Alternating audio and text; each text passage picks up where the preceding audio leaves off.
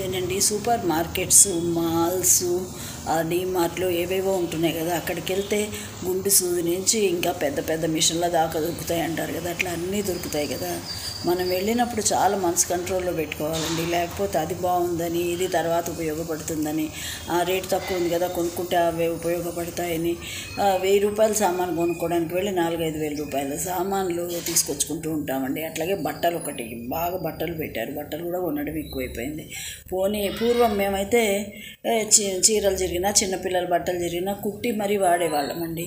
ఆ తర్వాత కానీ పడేసేవాళ్ళం. ఇప్పుడు వాళ్ళు కుట్టు అదేమంటారు, కుట్టు ఊడినా పడేస్తున్నారు, పక్కకి ముడతలు పడ్డా పడేస్తున్నారు, 10 సార్లు వాడా మేము వాడతామని పడేస్తున్నారు.